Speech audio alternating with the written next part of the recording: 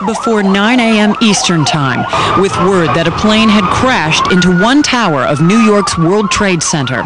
It could have been an accident until this. We just saw another one. We just saw another one. Another plane just flew into the second tower. This has to be deliberate, folks. And Americans watched in shock as a second jetliner flew straight into the second tower. Hey, let's go! I'm standing on the corner watching, taking pictures. You can see the wings of the plane come from the south and hit the middle of the second building. We're walking the dogs and we saw a plane flying really low, a small jet, and it flew directly into the World Trade Center, and then all the pieces fell to the bottom in seconds. It was chaos. Just get out of the tunnel and it blew. Built in the mid-1960s, the World Trade Center towered over Manhattan. Each tower 110 stories.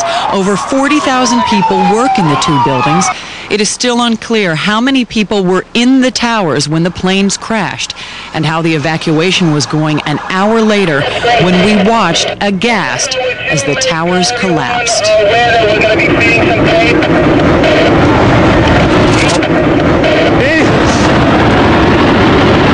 The skyline of Manhattan has changed forever. New York's Twin Towers are gone.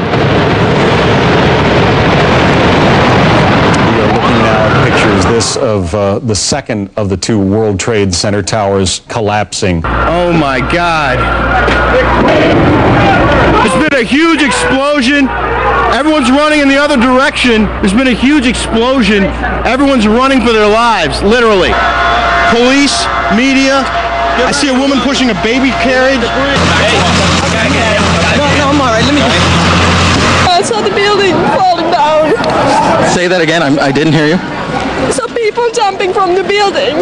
I had just gotten out of the building. I was crossing the street when I heard some rumbling. I saw someone coming off the top of the building. I just ran. I didn't know where to go. My first reaction was to go down to a subway stop just to get some cover because I felt this cloud of all this stuff, the stuff coming down, the debris, and I thought that was the best, smartest thing. But I got stuck in there for a while. It was pitch dark. And now all we are left with are questions.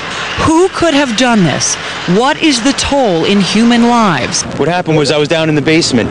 All of a sudden we heard a loud bang, and the elevator doors blew open. Some guy was burnt up, so I dragged him out. His skin was all hanging off. So I dragged him out and I pulled him out of the parking lot. This was what was left on him. And what will happen now? And we, of course, have no answers to that just yet. But one of the questions that a lot of people are asking are how did those hijackers get control of those four planes and steer them into their targets? Three of the four did expert piloting in order to achieve the job that they set out to do. Right, these are big planes. These are 757s, 767s, not easy to steer. It almost seemed as if these pilots may have known what they were doing. Let's go now to our senior correspondent, Rita Cosby, who joins us now with some late-breaking news on some terrorist pilot training. Hi, Rita. What can you tell us? Well, Lori, law enforcement sources are telling me that they do believe that these pilots were very sophisticated, very highly trained to be able to make those quick turns, those very quick vectors, and to be able to do it at such a narrow window, to be able to do it so precisely to hit the Twin Towers as they did, and also the Pentagon. What I'm also hearing is, and they're pointing back to what came out in the embassy bombing trials. This is, of course, the two embassies in East Africa that were bombed, and obviously bin Laden was indicted, tied to those blasts.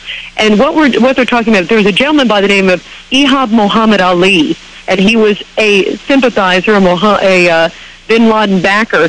And during the grand jury testimony, this was not in trial, but when he testified before the grand jury, he told the grand jury in that trial, in that case, that he received pilot training in Oklahoma in 1994, and also that he got some training during trips that he took abroad for Osama bin Laden. It's very interesting, especially if he did indeed receive some training in the U.S., particularly Oklahoma is interesting because I've been out there to Oklahoma City, and that is where the FAA has its own training center. So it's very possible that he actually may have been trained by the FAA itself. A number of pilots sometimes go through the training center there in Oklahoma City. he was a taxi driver in Florida, in Orlando. And today, indeed, law enforcement sources are saying that they're looking at a name that just blared out to them on one of the manifests on one of the 4 planes that is tied to some locations in Florida, and Daytona and Orlando are some of the areas that they're looking at. So there appears to be a number of Osama bin Laden sympathizers in the Florida area. In addition to that, law enforcement sources are telling me, Lori and Rick, that they hear that what they received were at least 2 cell phone intercepts, that they were able to intercept 2 cell phone calls from Osama bin Laden backers. One of them appeared to be on the ground where they were saying, look, some of the targets have been hit, sort of jubilating and excited that some of the targets had been struck, indeed, by these planes. And then another one, it sounds like actually may have come from one of the hijackers themselves, a cell phone call intercepted by a hijacker, rather from a hijacker to possibly even another hijacker on the same plane or to somebody on the ground. But intelligence sources are telling me that they were able to intercept at least 2 cell phone calls indicating that Osama bin Laden was tied indeed to these 2 attacks, at least these 2 that were carried out, and obviously connected then, therefore, to the 4 others. Right now, law enforcement sources are saying they are almost 99% certain, is what I'm being told, that Osama bin Laden is behind this. And in addition, obviously, to the cell phone calls, which is much more hard evidence compared to other things that they were getting earlier, they are still looking at all the warning signs. This is the only man who had the financial backing. This is the only man who had the infrastructure for the World Wide Web, the tentacles really all over the world to be able to carry out this. And they also say it would have taken at least many months to plan this type of thing. And, of course, they're trying to find out right now, was it somebody on the inside in terms of the airports getting in who was able to get in this close? Were they all on the manifest? Were some of them able to just sneak in? Some of these things, of course, have yet to be determined. Back to you. Senior correspondent Rita Cosby joining us on the phone with new information. Rita's sources saying that they are 99% certain at this point that Osama bin Laden was behind today's terrorist attacks. That's right. Well, it is about 1:45 in the morning Eastern time. I can't even do the math right now, but it's, I guess, been something like 18 hours, something like that, since these attacks happened in New York City. The search and rescue mission, I'm not sure if it has exactly proceeded yet, not because of darkness, but because of the conditions in that area. Fox